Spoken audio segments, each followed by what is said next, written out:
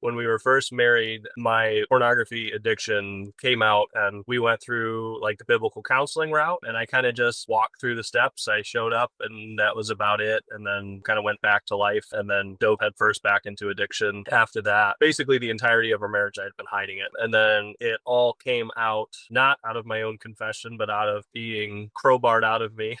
My wife crowbarred it out of me. And I mean, so much lying, so much manipulation. And even when I was confronted with where I was at, it still took so much effort on my wife's part to get the full truth out of me. I want to welcome you guys back to the Grounded Union podcast. We are on our season finale, which is our 9th episode in season 3, doing live call-ins with couples working through stuff just like you. If you are new to the podcast, you can listen to the last 8 episodes after you listen to this one and get caught up to speed with those other interviews that we did with couples that are healing. Jake and Ashley, thank you so much for hopping on. We would love to jump right into your story and see how we can support you in this hour together. Yeah, thanks for having us. Thanks for having us. Looking forward to it. Jake, maybe you could just kick us off and tell us kind of what is healing. What are you guys healing or working through right now, and what are you trying to establish in your relationship? Yeah, so just surface level, just a quick overview of where we're at. We've been married for 10 years. When we were first married, my pornography addiction came out. I confessed to what I was doing. I said I had this problem and I wanted to deal with it. And we went through like the biblical counseling route, and I kind of just,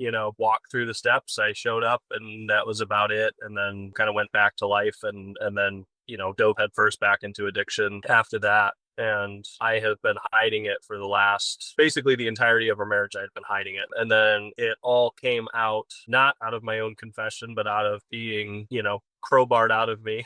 My wife crowbarred it out of me. And, so much lying, so much manipulation. And, even when I was confronted with where I was at, it still took so much effort on my wife's part to get the full truth out of me. And this was in 2023 where this started to go down. So after that, it was a big, traumatic, not a good situation. We did a short separation. We started therapy and came back, and we did just some polygraph testing, which didn't go well. And, so that kind of blew things up even more. So we did another separation, and I can dig into details as we go. I'm just trying to give like a 30,000 foot view. So then we, separated again. Things were basically like, yeah, this marriage is done and over with. But I don't even know how to explain exactly what happened after that.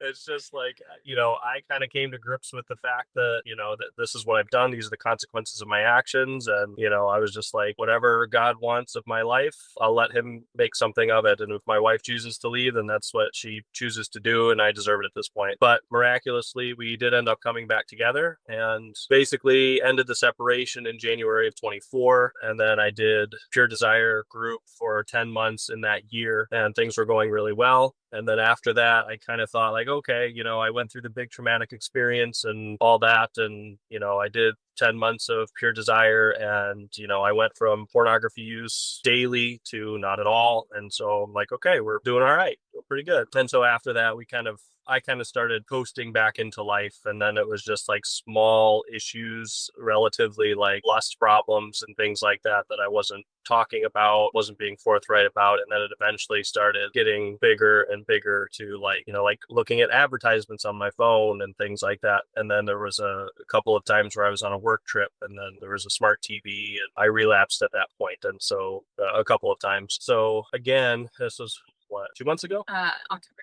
Yeah, about 2 months ago, she had, intuition basically. And she's like, I know something is going on. Like, I know it. And so then that's when I said like, yeah, I've had these relapses. And then that's kind of where we stand at this point. I guess we can dig into details a little bit probably later, but that's kind of overall where we currently stand. Jake, thank you for sharing what you did share with us. One of the things I appreciated just off the bat is there was a level of ownership in the way you shared your story.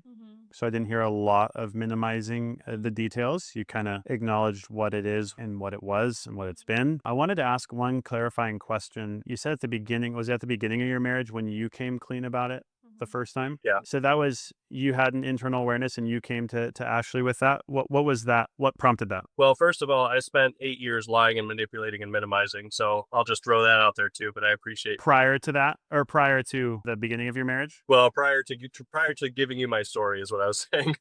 He's saying he sounds composed, but he's been, yeah. You're in good company. Yes.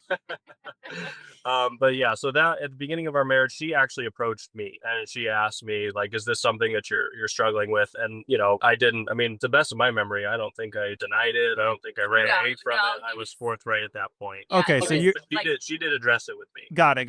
Not nice to me one night, and it just popped in my head, like, to ask him. I don't know why. I just had that thought of, like, just ask him if he's looked at it. And our whole relationship, as teenagers, he was like, no, I'm just not into that. I'm just not that type of guy. But just that one night, I was just like, I just need to ask. And so I looked him in the eye and just asked him, and he admitted, yes, I've been addicted to pornography our entire relationship. That's helpful. Mm-hmm. Because you had said you've been forthright. I thought that there had been a time where you had like this like awakening. I'm going to come forth, but this is still like incredibly helpful. Mm-hmm. Sounds basically like our first like 6 months into our relationship when we were married, and Caitlyn's like, "Do you look at stuff on the internet?" And I was like, "No," and she's like, "You're lying to me." I'm like, So, okay, that gives good context. I feel like I don't have any other follow-up questions for you, Jake, yet. Ashley, could you dive into what the last 10 years have been like from your seat in the car? What's that been like? Yeah, so I think I was raised very Christian, biblical, go to God for everything. And so at the beginning of our marriage, when that first came out, my take on it was forgiveness immediately. Just be forgiving, show him as much grace as possible, be that loving, submissive wife, and I'll win him over. So I was kind of stuck in that for several years. But as years went on, it's like I would catch him even looking at other women when we were out. And I just felt like something was off. Never caught anything. He was really good at hiding it, but it just felt off. So after 2023, I discovered things, and that's kind of when I lost it. And what I had been trying of showing grace after grace for so many years just wasn't working. So we decided to go into therapy. About 6 months later, that's when we took the polygraph test and he failed. Then I started sharing with my mom, sharing with our pastor, just like getting it all out there because I didn't know what else to do. I was just full-blown panic, trauma, and I was just totally confused. For years, I had told him, I don't care what you've done. If you just tell me the truth, like that's all I care about. We can work through anything if you just are honest with me. And so the fact that he wasn't was just shocking to me because I thought that was really it. And then, so we went through the separation. It was really traumatic. We had 4 kids at the time. I took all that on. People at our church knew he wasn't showing up with me. It was awful. My family, there's a whole side there. They were very ashamed of me, didn't want to talk to me for a little while. I should say some of my siblings. It was awful. It was an awful time. Then, he started slowly coming back home. I started feeling like, I really leaned in with God, really put, my trust in him that, no matter what my husband decides to do, he's going to stay faithful and I'm going to be okay. And it was a really sweet time with the Lord. It really was. Then he started coming home more and I started seeing a lot of change in him. He wasn't on his phone like he used to be. He set up guardrails on his phone. We have, what do you call them? Blockers. Filters. The blockers, or filters on his phone. And he just started, being honest with his heart, honest with lust, not trying to sugarcoat things anymore. And so that started building back trust with me. And then I got pregnant, and I have a condition during my pregnancies that sends me in the hospital every week. I get very, very ill. And so during that time, I knew it was an incredibly stressful time. We have 4 kids. I homeschool, all that's going on. He just got a new job and, it's very stressful. I'm in the hospital for, days at a time. So I felt like we were getting disconnected through that struggle, but I just kept telling myself, no, God did a work in his life. He did a miracle overnight and we're good. We got through the hard time. We'll be fine. He'll be fine. He wouldn't possibly go back to that. And then 2 months ago, when I just could not, there was no attraction from me to him anymore, which is so abnormal. I just felt like I just knew something was off. I started having like a couple nights, not to get too spiritual about it, but I had some spiritual experiences that just made me extremely uncomfortable. And I just knew that something was off. And after about 2 days, well, probably a little longer of trying to get it out. He finally did. And I guess my world just crashed again. We separated again for about a week. And so at this point, I'm just trying to find a different route. We were given much of the advice that you guys shared, that counselors and therapists shared with you was given to us about, it's okay for a man to lust, just don't do X, Y, and Z. And I've always known that, no, if you lust, you're going to get there eventually. And I don't want that in our marriage. I want connection. I want honesty. I want to love you for who you are. I want to know you better than anyone else. I don't want to do this. You go to group and you confess these things, but don't tell your wife. Yeah. So we've been really getting to the heart of things and also digging into his childhood, which our biblical counselor told us, no, don't do. You don't have to do that. I know men that, have gotten out of like heroin addiction and didn't have to dig into their childhood, like basically saying that I am like discounting the power of God by digging into his childhood. Dang it, Ashley. You're against, dang it. That's always scared me a lot. So I'm trying to get past that fear and actually do that work because I'm seeing a massive change in both of us doing that. So wow. Yeah, also crazy. I always find like, what's the harm in exploring your childhood? Let's just say that's not the biggest unlock. Let's just say that doesn't free you. What harm would it bring you though, right? So when I hear that, I hear whoever that person is that shared that has something in their childhood that's still impacting them to this day. So easier to call you wrong, say, you're wrong, don't suggest that. Because if they say, oh, you're onto something, what does that mean about them? That they would need to then go look at their childhood. That's much more difficult. So it's easier to take this position. This happens a lot in the church. And obviously, from people who have listened to all the seasons, you know that we as well love Jesus and at the same time are not really quite interested in a lot of this religious jargon where it's like there's this person that has this position of power that they're using against you.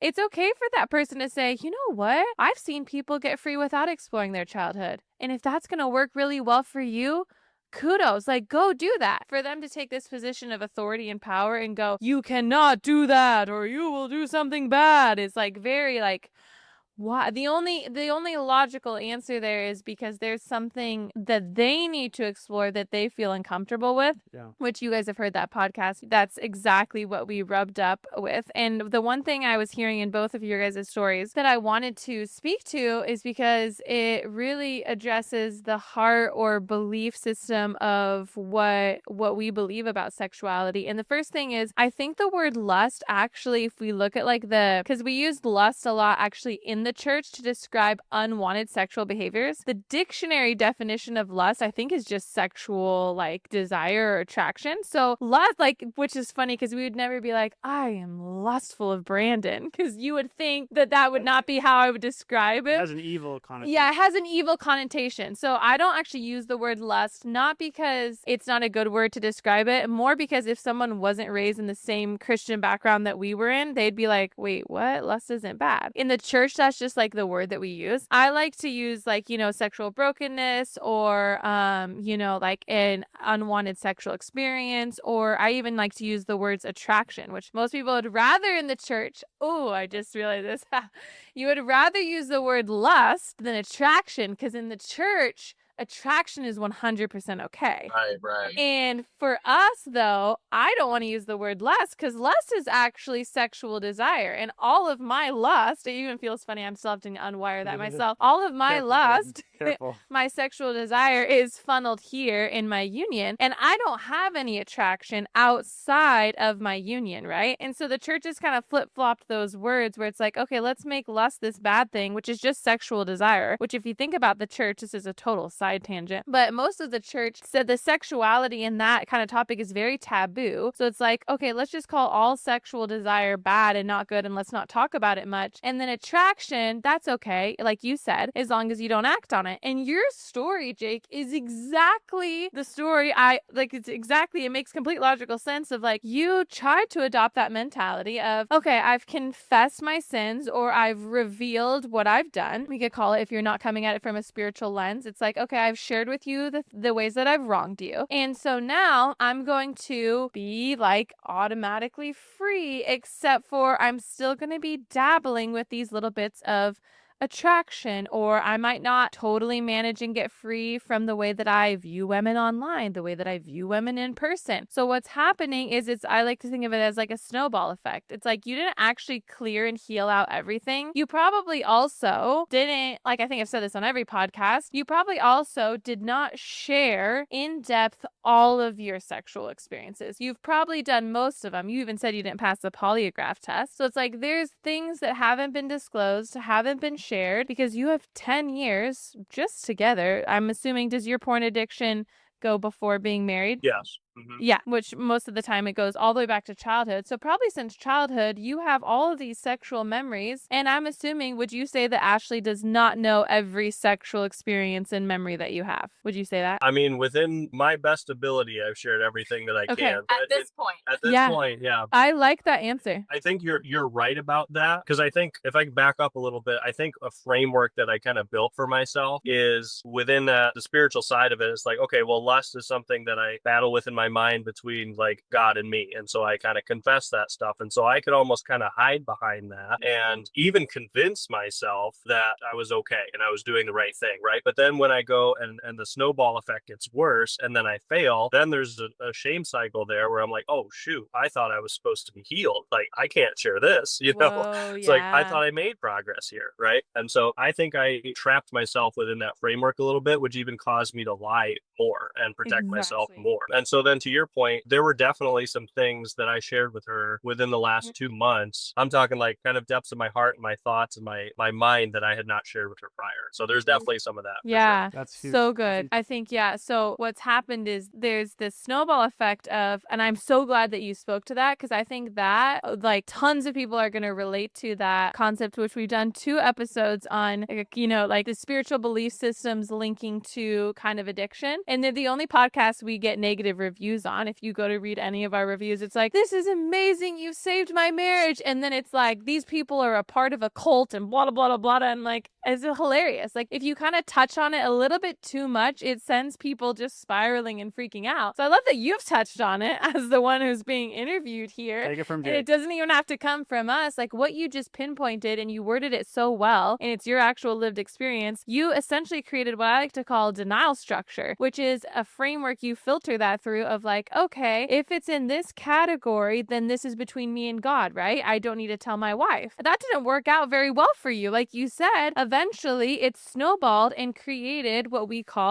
you are calling a relapse, to where you're acting out an addiction again. So our whole belief system is when you don't clear everything out, bring it all out into the open and look at it, then the energy is still there. And so then what happens is you're eventually going to have to relapse. It's like going on a diet, being like, I'm not going to have any donuts, and then going to a donut shop every single day. Eventually you're going to eat a freaking donut because you just went to a donut shop every single day. So when you say, I'm not going to relapse, and then you never share the entirety of, you don't look at it yourself, bring it to your spouse, or even like unwire or rewire everything, like what we talk about with the 4 R's, it's still in there. So then it's still a part of your existence. You can't clear it out. And then it's like, given the right opportunity, on a trip by yourself with a smart TV, and there you go, there you have a relapse. Where if you go through the process to see everything clearly, bring it all out and heal it all, you can go into a hotel room and not even equate TV by myself, must look at porn. First, though, you have to actually heal that all, clear it all, rewire it all, so that you can create a whole new brain and a whole new existence for yourself. So I feel like what you've identified here is going to be really empowering for others to hear, of like,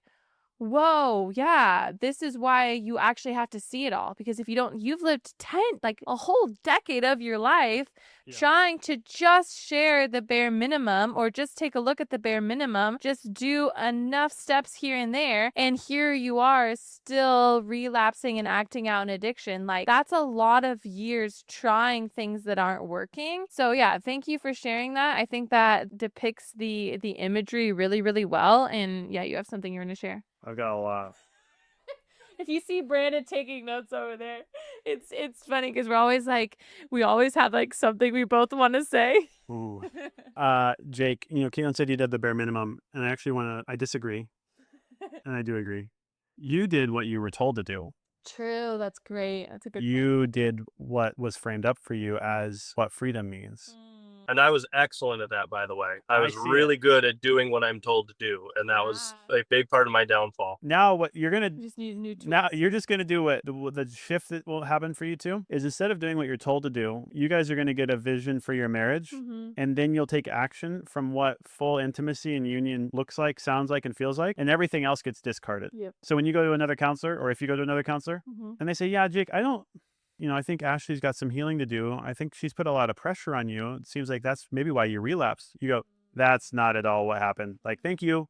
I probably actually don't need to pay for this session because this was so bad." And then so that's actually the shift. I think you've actually done, because you've stayed in this and actually desired like to do the programs, to do this stuff, to go. And Ashley, you've gone to pastoral support, family. You're like, you guys are saying we want this. Right. And this is what breaks our hearts, not the word. This is why what ignites our passion to share is couples just like you are actually trying very hard. True. Like, this is 10 years, guys. It's not like you guys have just been dilly-dallying. You're like, I probably wouldn't plan to do this for another 10 years if I didn't have to. And you've gone to the programs, you've spent money, you spent time, you've humiliated yourself in your communities to like share your honest story, what you're going through. You've been the guy that confessed in the smaller group. Yeah, I struggle with this. You're the one that, oh, he's not at church this week.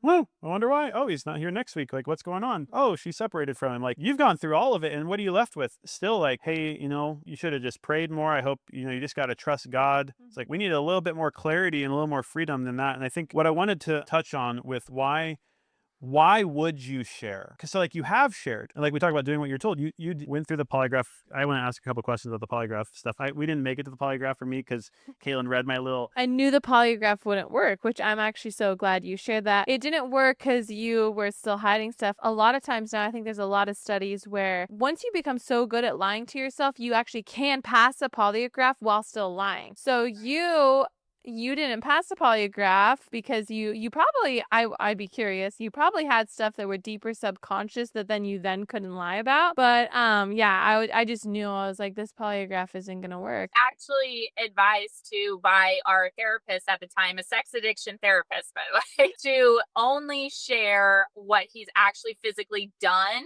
not his thought life, where I'm telling him absolutely share your thought life with me. So there's that. And so I'm severely traumatized after the failure because I'm doing what I'm supposed to be doing. I'm writing all this stuff down and I'm thinking this is going to work because I'm writing everything down that I have done and not writing down the stuff that's in my mind. And so I'm thinking it's going to work. And then when it doesn't, it's like, oh, it's all over. Wow. Yeah. Did you end up passing the second time? What's that? Did you pass? Did you take it again? Yes, I took it the second time, but that's the time when I was I failed it the first time. And then, I'm writing later. Yeah, we did another one a month later. So that's when I'm writing all this stuff down. And I'm literally writing down thought life and things like that. And he's like, no, don't put that on there. Now he just took one last month and did pass. Yeah. Okay. And so here's where I think we'll call it helpful, if that's the right word. I don't even know if it is helpful. We could go this route. For somebody who has just found out their spouse had an affair or there was a certain type of behavior and they just need to know if they're safe to a certain degree, just get me in the ballpark of what's going on. I can see why a full therapeutic disclosure augmented by a polygraph, I understand why they're done. Because okay, you had an affair, nothing you say is trustworthy. We need to at least understand how many affairs, things that it would be very difficult to trick yourself from not seeing. It's I didn't sleep with anybody else. Your brain would be like, ding, ding, ding. But when we're talking about full healing, like you said, your counselor's he's literally in your court saying, well, you can leave all that stuff out. We'll deal with that later. That's kind of what it is. We'll deal with that later. After you stop doing all the addictive stuff, that stuff will kind of work itself out, or you're kind of just grit your teeth for the rest of your life. Yeah. You're done gritting your teeth. And so what I want to talk about is, why would you share your thoughts, your fantasies, and not even your deep, dark fantasies that you really want to have happen. These ruminations, these loops that go on through your mind, the flashbacks from the porn you've seen, the fantasies or the phrases that go through your mind when you see women or the way you look at women, these things that go through your mind when you guys are trying to be intimate. Why would you do it? And why would you share that with Ashley? Why would you bring up that unnecessary pain for her? You've already hurt her so much. Why would you go ahead and make it worse? That's what a lot of people say. It's she's already hurting. One guy messaged me on Instagram and he said that his wife had some more questions about his behavior, and the counselor said that she was pain shopping. Pain shopping. I never even heard that. Kind of you're the most beautiful woman in the room for him. That's all you need to know. And we've, as a society, and even as an evangelical Christian culture, we've tried saying, God will deal with the rest. And I think the way God deals with it is by creating beautiful unions and families. So why would you share? And like you said, like I just started sharing some of the more of the thought patterns and all of that stuff, the memories and the experiences, because basically what you're going to do is you guys are going to get together. You're going to look at each other and say, what type of marriage do we want to create? What type of connection do we want to have? What type of sex life do we want to experience? What type of expression do we want to have in our sexuality?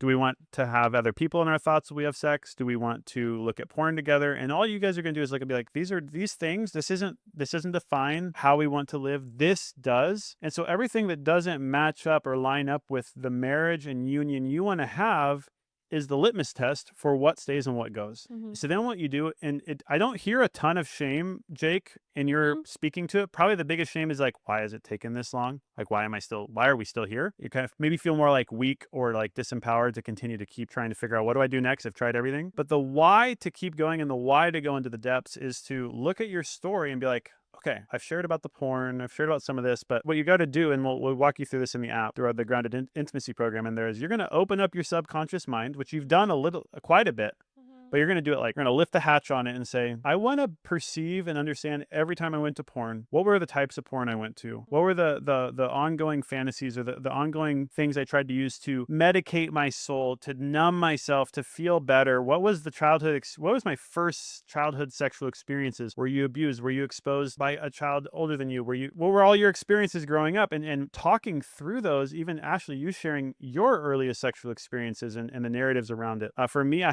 had seen a lot of porn, but I'd also seen sex scenes in movies which were very prominent, like early childhood experiences. And as we were clearing up my subconscious, those were the memories that came back. It's like, oh, this sex scene from this movie I saw when I was 8. I remember putting the DVD back in after everybody went to work and watching it again. And that was like a very prominent memory. And that like kept re-looping in my mind. And so why would you do something so radical? And I think we've said this on every episode of this season that everybody's heard, but what you guys are facing right now is radical. 10 years of relapse, of secrets, of lies, of Ashley going through her health stuff through pregnancy, you guys going separations, being outcasted from family, spiritual community, counselors, feeling like trash. That's radical. Like, I don't know if you can't make it much more radical.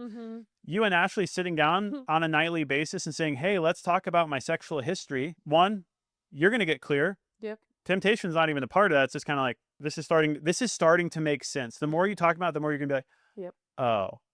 Oh, and that's what, like, it almost bothered me as we were talking through it, because I didn't really feel ashamed in the sharing. What I felt ashamed was that I resisted us having this depth of seeing each other, because in the seeing, I was like, this isn't that complicated. There's narratives here. This kind of mirrors this childhood wound.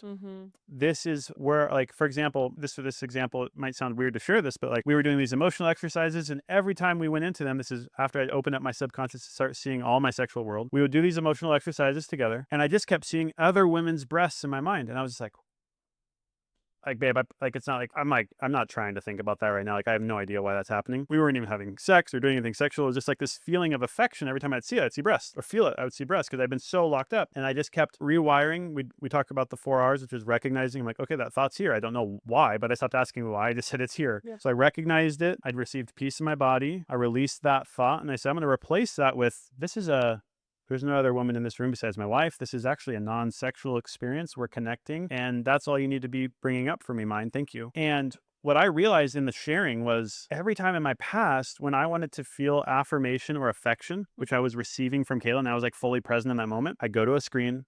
I'd look at a cute smiling face back at me. When I was lonely, angry, tired, I'd pull up somebody smiling at me, half naked, that made me feel that sense of affection or affirmation. So all my brain is doing, it wasn't evil, it wasn't the devil sneaking in our room. I didn't see him open the door, come in. It wasn't nobody else was there. It was just us. There was no like spiritual battle going on, which was great news, because I'd fasted 40 days. I'd spent countless hours in prayer. I'd prayed every verse. I'd confessed every sin. I'd prayed for other people. I'd done it all. And I was like, I just needed to see it. And what happened was I was like, oh, my brain just needed a new input.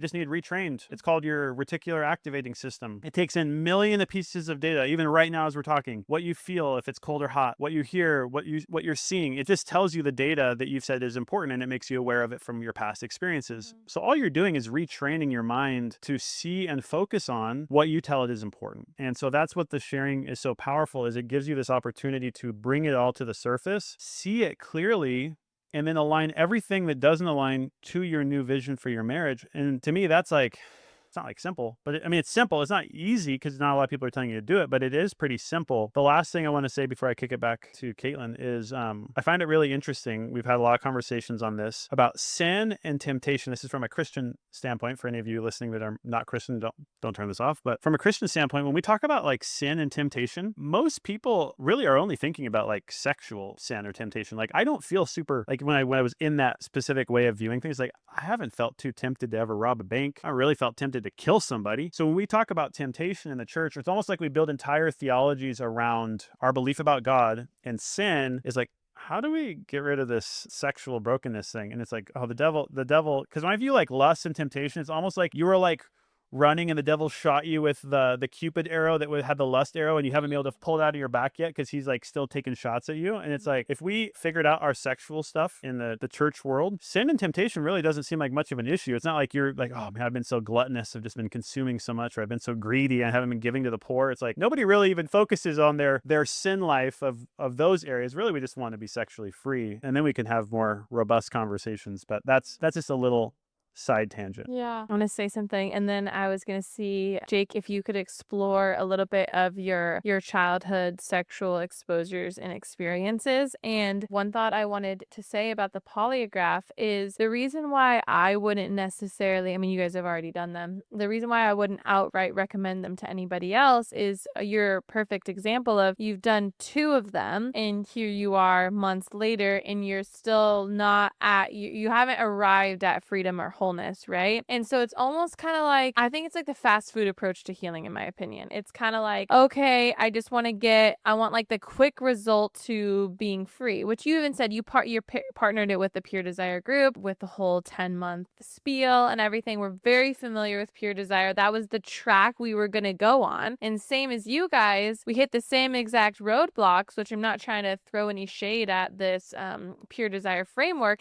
And I want to bring enlightenment to frameworks I don't believe lead you to true intimacy, which is into me you see, where there's no more secrets hidden or seen, is when it's kind of like this process where we share most everything and keep some things separate and we just do a polygraph to kind of check the big boxes. We're not healing at the root level, right? And so, for example, there was somebody who went to our Maui intensive and they had this whole story and their wife was like, kind of like, I know you've slept with this person. And the spouse is like, I definitely didn't sleep with this person. And they're kind of getting in this whole battle about if they slept with somebody. Pretty crucial information for the marriage, right? And I'm sitting there and I'm like, oh, I see why people would do a polygraph, because there's no way he could lie sleeping with. Actually, you know what? I wouldn't be surprised. And most people would think there's probably no way he could lie about sleeping with somebody, right? So I'm like, I see it. And I don't really care if he slept with that person or not, because I see the bigger issue here, which is all of the other lies, all of the other addictions, all of the stories. It's like, do we need to know if you slept with that person? Yes.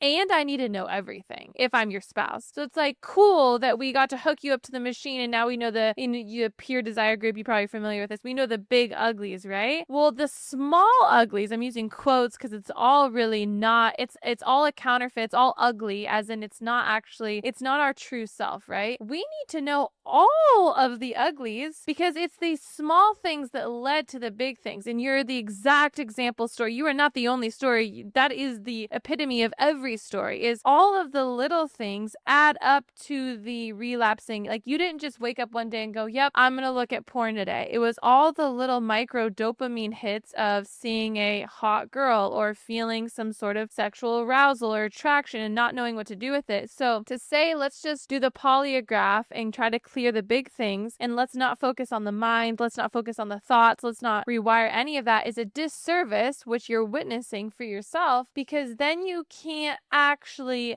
live a life where there is no pull or desire or relapse or temptation, because you still have the same way of thinking. Like I said this on the last one, it's like trying to head in this new direction of life while bringing with you all of your same belief systems and like patterns and baggage. It's like you can't go a whole new way and take all of with you what you had going that way. Like, you have to clear all of that out to actually head in a whole new direction. So as a lot of this is really fresh within the last 2 months for you guys, like you're at this pivotal point where it's like, okay, we're actually clearing out all of that so that we can head into a new direction. And the only way to clear it out is to actually see it clearly. I say this all the time. To heal, you have to see it clearly. When you see it clearly, you can heal clearly. And one thing that I want to bring awareness to is, we'll go into your first sexual experiences, and I like your languaging a lot, so I can tell that there's a level of a denial you've broken free from. And with everything being so fresh, meaning like within just a couple months ago this all came to head again, there's also going to be some denial that you still have. And what denial does is it keeps you from seeing everything clearly, right? And so we say this in every podcast as well, and it's crucial for people to hear it 100 times. Do you know people paid, like one guy paid, he came to all 3 of our events, so he paid like what, like $11,000 for the year, maybe more. Oh, more, because he would have had to fly, get Airbnbs, all this stuff. Like, let's just over $11,000. Okay, at the 3rd event,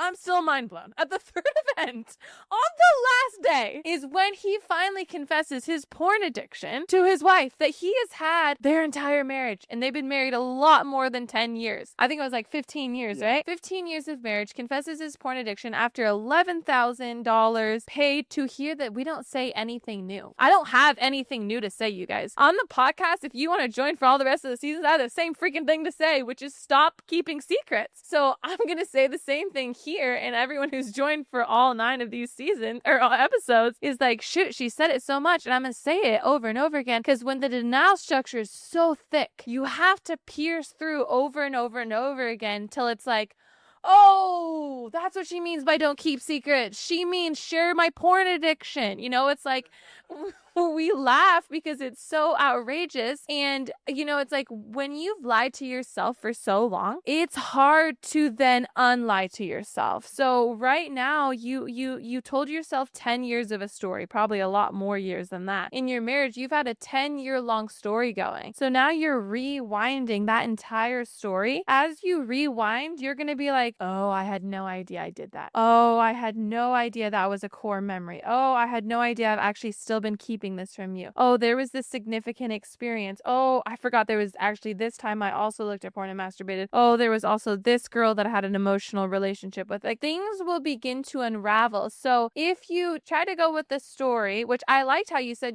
to the best of my ability, I've shared. And that's what we like to teach people, is you can say, right now what I remember is this, and I'm dedicated to remembering everything. Because what happens there is it's almost like there's a lid that gets popped open and your subconscious goes, thank you. You want to actually see everything, Jake. Okay, that's great. Here's the rest of the things you don't see. When you turn into a denial structure and go, oh, that was enough. That was good. That was like, I've gotten most of it out. Like, don't I just need to tell her I've had 10 years of a porn addiction? I'm not saying you think this. These could be some thoughts that pass through your head at times, you know, or counselors could try to feed them to you. And so, you know, you might even hear like different pastors' phrases or different this happened to Brandon, where it's like, well, this counselor and this pastor, well-meaning, told me this. You might have these things that pop up, and it's like, okay, you keep reminding your mind, you keep reminding your soul, like, I want to see it all. I want to clear it all. Because then what happens is your mind, your soul, your body goes, perfect. I want to partner with you in this. I'm going to let you see everything clearly. So the more open you become, then Brandon already answered why we do this. So the more open you become, the more your mind subconscious goes, here's the truth. Here's reality. Here you can see it clearly. Then you're bringing that to Ashley and going, this is the truth. This is reality. This is what's taken place. She's already said in the beginning of this, all she wants is the truth, right? She most likely, I was in the same boat. We're not surprised. After years and years of re-looping on the same thing, she's not going to be surprised if you're like, well, okay, there was actually this other time I looked at pornography. She probably knows, like, she's caught you every time. Dreams, spiritual experiences. I like to say women have like the peephole into the door, where it's like, you think you have the door locked, it's nice and cozy with all your secrets back behind there, and you forgot there's a peephole and we can see straight through it. So it's like, you can't not fool anybody anymore, and you're probably not trying to. You fooled yourself 10 years ago, 10 plus years ago, and you've been a great fooler of your own self. I say, yeah, Jake, you're doing a terrible job keeping this a secret. Even though you've done a good job. Yeah. So, Well, the interesting thing is, like, you mentioned earlier about not having a lot of shame. And it's like, once everything got crowbarred out of me, I'm like, okay, the shame there is gone. Right. Yeah. But the struggle that I have is like the ongoing sharing of where my mind is at. Like, that's where I have a lot of shame. And I'm just recently like realizing that like, okay, I've shared all of this for the last 20 years of my life, but if I sit down and I tell her that I found somebody attractive at the store today, like that throws me into a loop. I'm like, why is that so significantly shameful after everything that we've been through? Like, that's something I'm kind of digging through now. that's good. I think what's so good about what you just shared is this was something I was very hesitant to. I actually was hesitant to telling other couples to do this because True. I knew the discomfort that went through my body or my mind, emotions, trying to do this. And then I had to keep, and we've like had so many conversations of like, what was the end result? And it was so worth it. So when we started talking about like, so I had removed my porn with social media because I was in ministry and I was such a good boy. I couldn't watch real hardcore porn just because that would that would have been like, I sure would get kicked out of ministry. I need to look at stuff that if I got caught, that I'd still be able to keep my job, but I ended up losing it anyways because our marriage was in shambles. Like you said, you can't really keep the boat going. But for me, it was like, okay, I understand. I don't agree that, porn, no social media porn, no half naked women. But like, can I actually get free from how I look at women outside? And when we had to have these like really long conversations, I'd be like, yes, I absolutely can be free. Then I'd walk outside the next day and look at a woman's backside, look at her chest, and then look at her face. And I'm like, I didn't feel like I chose to do it. Like, I'm like, I even had to like pre-committed. I'm going to talk to Caitlyn about any instances today where I look at women that way. And I come home and be like, I looked at these like 7 women and I saw this billboard and I looked at this thing and it was the first thing I saw was the breast or the butt. And I'm like, do you want me to keep sharing? She's like, and that was where I wasn't really fully owning, like, I believe I could be healed because I had not experienced a different reality up to that point in my life. I'm like, I thought this is just how you see things. But the more we talked about it, the more I was like, I'm kind of tired of living this way. And not from not like beating myself up, just kind of like, okay, Caitlyn knew, and Ashley, you spoke to this, like she wanted full intimacy, a full knowing of who we were and it just to be us. And she's like, I knew Caitlyn wasn't lying to me. She's like, I'm not walking around feeling pulled, drawn, looking at men this way or looking at their body parts. And we knew other women that did look at men that way. So I was like, okay, well, Caitlyn's experiencing this level of healing. So I'm like, I'll just try it. So I started doing the 4 R's, which I alluded to, but I started just writing down every instance at the gym, at the grocery store, driving, any thoughts that went through my head. Like one time, this is like a very graphic thought, and I didn't even know it was there. I was pulling out of a parking lot and I saw this woman that looked like she was in her 40s. She drove by me. We like made eye contact and I had this random thought went through my head. I was like, if she doesn't have her period anymore, we could have sex and she wouldn't get pregnant. Like that thought went through my head. I'm like, who? Like, what was that? Like, and it almost feels like, okay, that sounds like temptation. I'm like, I'm not going to go. I don't even feel tempted to do it, but there was something that had been wired in. And so I just started writing down, okay, well, I had this thought go through my head. I looked at this woman's body parts and looked away and actually looked back, and it was all these subconscious things. And as I just started looking at it and taking ownership for it, as though it's like, it's not her fault for wearing yoga pants. It's not her fault for having a low cut top. Cause I recognize I'm looking at anybody wearing anything. It wasn't like a specific type. There were certain people that I noticed more, but it was just like all across the board. I'm looking at everybody wearing anything or not wearing anything a certain way. And so I just began to take ownership for like, this is the experience. This is how I'm looking at people. I'm ready to unsubscribe.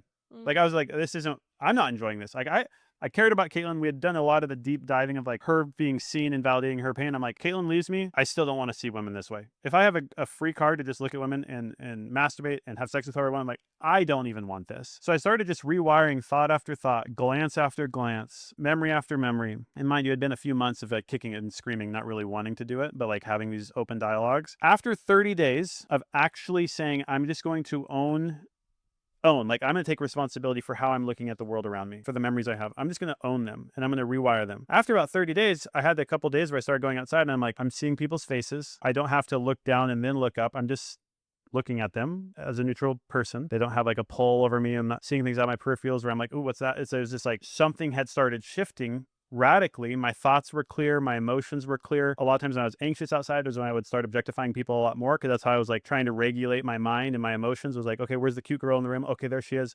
Oh, okay, I can calm down. All that had gotten sifted out in about 30 days. Now, some of the days I rewired like 30 to 50 thoughts and we talked through every single one of them and it was uncomfortable. I felt shameful and eventually the shame started wearing off and it was just kind of like, I wired this in. Of course I wired this in. I scrolled on social media and looked at half naked women for years. I watched lots of porn in high school. I watched all this stuff, all these sex scenes in movies. I had this way of seeing women for my whole life. Of course there was a lot. Of course there was a lot of things and memories, and it was automated. That's why I didn't think it was mine, because it was automated. It's like, well, your brain doesn't, you don't sit down and go to tie your shoe and go, let's see. Where do we start here? You just tie your shoe. And the craziest thing in this whole rewiring process, I actually stopped and paused, and I learned to tie my shoes the right way. I'd been tying them where I was lacing them and they would be sideways I'm 25 at that point. And I'm like, you just start going slower and saying, is this the way I want to see my world? Is this the way I want to tie my shoes? And your brain will learn a new pattern if you're willing to look at the current one. And again, why would you do that?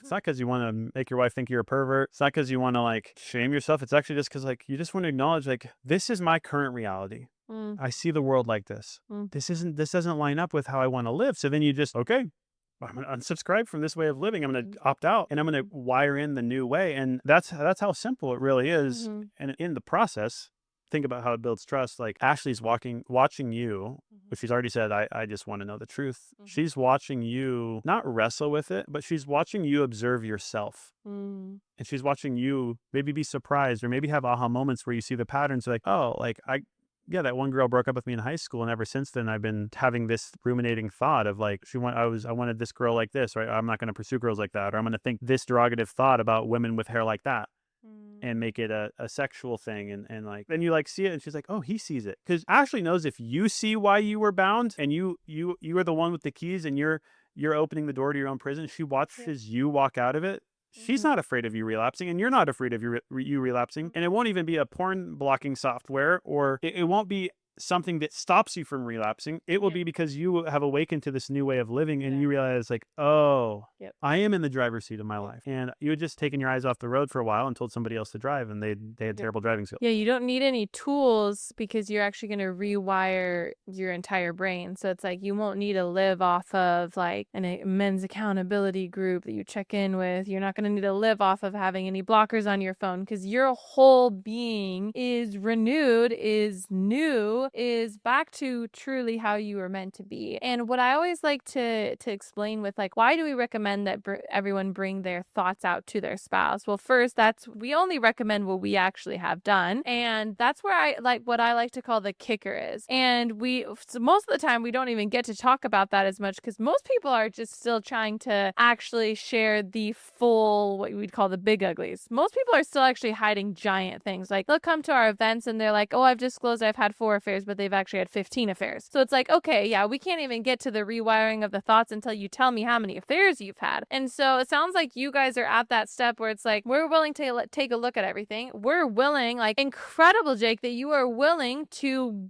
address this part of you, that you've now said, okay, I trust these crazy people on the internet that are telling me that I can totally rewire my brain and live in a full new existence free, honestly. And what happens is when you share this experience you have, maybe you objectify somebody outside. When I say objectify, it's you look at their body parts or whatever for some sexual gain. Maybe you have a sexual flashback, whatever it is, and you write these down. If you're not together, you can, Brandon would do it on his phone on a little notepad. You go through the 4 R's, and then you sit down and go through those together. What's going to happen is you're going to see clearly for the first time ever. For me, I can't even picture another way, because I can't find the logic in it. The quickest way to break down your denial structure is by seeing clearly, because the denial is the opposite of seeing clearly. Denial is the stories that we tell ourselves that aren't true. How do you break down a story that you told yourself that isn't true? You see the story clearly, right? It's uncomfortable because you have a denial structure you're rubbing up against, but the quickest way to just come with hammers and collapse that thing is by seeing clearly. You'll see very clearly, if you want to, when you begin to address how you view people online, how you view people in person, which we would recommend that you take a break. Oh, it sounds like you've taken a break from social media anyways. And anyone that's listening that is finding themselves in pieces of this story, I would recommend you quiet the noise of social media,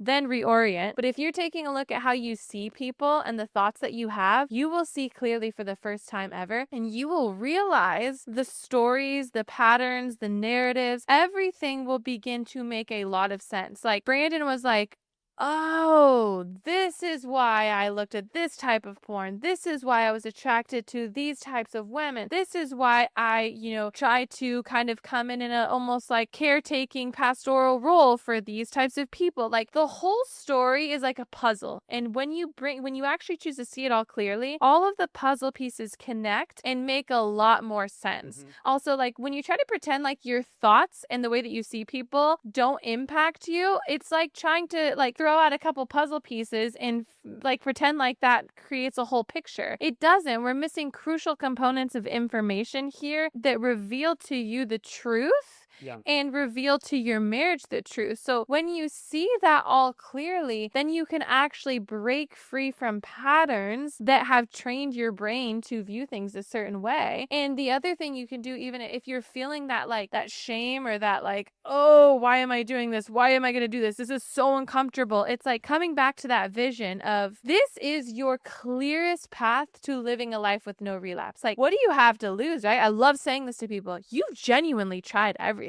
right? Yeah. 10 years in and you're still addicted to pornography. What happens? Guess what? What happens? There's going to be no cost to this, by the way, but let's just say the cost is only breaking free from your denial structure and feeling super uncomfortable with yourself. But let's just say you do it. You're like, I'm going all in. I'm sharing every thought. I'm rewiring everything. I'm leaving no trace, nothing behind. And let's just say 6 months from now, let's just say it takes you 6 times longer than Brandon. Let's just throw out something really radical. 6 months from now, you shared every thought. You see yourself clearly for the first time maybe in your whole life. Your wife has actual intimacy with you. Into me, you see. That has nothing to do with sex, but I'm sure your sex will get way better with that. Your wife finally sees you clearly. All of your 5 kids have the most connected relationship they've ever had with you. Everything you touch feels so good because you're at home with yourself, able to be your true self. You're alive for the first time in your life. You don't objectify any woman outside, and you wake up and never even think about looking at pornography, masturbating, looking at another woman. Like, would you actually tell me today that that felt hard? Like if I told you 6 months from now, here's your pass. You never objectify another woman. You never feel attracted. You never feel like looking at porn. You could spend a week in a hotel and it wouldn't even cross your mind. Your marriage is connected. You feel alive and everything is blossoming in life. Would you actually feel like it was that hard? You would be like, holy crap, give me my pass. I'm ready to start running. Like, give me the baton, essentially. Like, I am ready to run this freaking race. If that's what you're telling me is on the other side, and that's what I'm telling you is on the other side. And honestly, nobody gave us that baton. Like, we're just like out there in the dark with no baton. Like, does this even work? I'm just crying my eyes out every single night, can barely go to sleep. I don't even know if Brandon telling me all of this shit even makes any sense. Like, if it will even do anything good for us. Like, I literally am just crippled. Like, I don't even know if this is gonna work, but I would rather live in a marriage with truth and honesty than I would live in a marriage. People are like, wouldn't that bring her so much pain? It's already happening. I can't prescribe to that like situation. It's like, if you're already going outside looking at other women and feeling tempted to look at pornography and you don't tell her, she might not know, but she knows. She feels it. And every woman right now is going like this, that's going to be listening to this, because they understand just because you bring words to it, it's not going to magnify the pain at all. She's finally going to be like, yeah, I already knew that. Thank you for finally telling me. And now we can finally actually heal because now you're willing to see clearly. That's just a protective mechanism of like, oh, I can't tell her that because that will cause more pain. No, it's because you don't want to cause yourself pain. And so the moment you're ready to be like, okay, I'm getting this all out. I'm taking the baton. I know that at the end of this road, I'm a freed man. This is a connected union. Like, I'm going all in. Like, I 100% guarantee. Like, I don't even feel at all like nervous for you. I'm not even nervous to recommend this to anybody. I 100% know it will work because I lived it and I experienced it and I'm watching other people live it and experience it. Like, I know it works. The only reason why it won't work is if someone is not willing to be able to actually see it all and rewire it all. Whenever people come, there's people on the last ones when they're like, I've disclosed some things and it's not working and this and that. And like nicely, but kind of good cop, bad cop, I'm kind of like, you're probably hiding some other things, aren't you? And they're kind of like, well, yeah, actually I am. And I'm like, yeah, that's why it doesn't work. It doesn't work if you still want to keep your bag of secrets. If you want to bring all your secrets out, I guarantee I know it works. And so when you feel that tension, you have the gift of hearing other people's stories reflected to you, knowing it works. So it's like, okay, nervous system. Okay, I'm getting back in my body. I'm nervous to tell my wife about this. And I know that telling my wife about this means that soon on the other side, I'm a freed man that doesn't live this way anymore. I'm going to have a rewired brain that sees the world and interacts with the world in a whole new way. So although I'm scared right now, I know that this is good. I know that this is worth it. And the more you do that, the more your mind and body is not going to feel shame or even nerves. It's like Brandon eventually was like, I'm just ready. Like, I knew every single night we're going to put our kids to bed. We had 2 kids at the time. I know we're putting the kids to bed. All screens are off and it's me and him. And we're going through the journal of all the things he rewired. We're rewiring those together. We're like putting pieces of the puzzle together. And it was like, most people might be like, well, that sounds terrible. That was the most connected we had ever felt in our marriage. Because finally we knew each other. Finally, it all made sense. Finally, we were getting free. Finally, we were headed in the right direction with some traction. Like, finally, we knew there was light at the end of the tunnel, right? And so it's like, you guys, you're going to go through your day and the more you calm your nervous system and remind yourself why you're doing this, the more you're going to be ready for this. Then you're coming together. You put your 5 beautiful kids to sleep, and that's you time to go through the things that you're rewiring, to go through the 4 R's, to put the puzzle pieces together and to heal. We were going to dive into your childhood, but I just realized what time it was. I know. Interesting. Part 2 finale. Hey, possibly. So you guys are going to dive into your childhood, which we'll walk you through in the Grounded Intimacy course inside of the app. 2 things I want to leave you guys with. I actually feel a lot of hope exuding from you. Even Ashley, like, I want you to still have full permission to be as broken and frustrated and hurt and to honestly share that, because we know you voiced that you've been the forgiving, nice wife. Yep. And you've already laid your body down for Jake to trample over it for years. And Jake, I'm not trying to like shame you, but like, True. Ashley has given from that place. And I think what will actually be so healing is for Ashley, for you to get really honest with how this has impacted you and to bring that to Jake, because as Jake hears from you and actually practices owning, not him being a bad boy, but owning the action and how it impacted you and the questions it put in you and the insecurity and the pain and the disconnect, the daily ownership of, yeah, I did that to you. Tell me more about it. Allows you to heal as well, and allows Jake to feel empowered as the healing agent that you are, Jake, in the relationship, because nobody else is going to help Ashley heal. She wasn't getting, nobody else is like really even accepting her. They're all rejecting her. It's like, you're going to help her heal by saying, I did lie to you for all these years. And here's how I did it. Here's when I did it. And here's how often it was. And I did it when I was mad at you. I did it when you wouldn't have sex with me and I just went and took care of myself after you went to bed. Like, those tears you cry together, they won't be like the last tears you ever cry, but it'll be like some of the most like healing tears you cry together, because you realize you're not against each other, that you're on the same team, and it's you guys against the problem. And it's not even like against the problem. It's you guys towards the solution of saying, this disease was killing us. This addiction was killing us. And I'm going to look at it for what it was. And I'm going to take ownership, because I've seen the light and I know that I have power to change. The reason we experience shame in this process, and this one when you think about as you rewire, as you step into that process, is our sexuality is relational. And I think even though we didn't know everything, when you've been addicted for years, you don't feel super emotionally alive or vibrant. So you're like, I don't look at porn because I want to have a relationship with somebody that isn't Ashley, or I don't do it because of, that it really turns me on. I just do it to kind of get the job done. It's like, well, deep down, our sexuality, regardless of how we engage it, when we'll call it manipulate our sexual impulses and biology to try to experience a feeling or a release, it's connected to our relational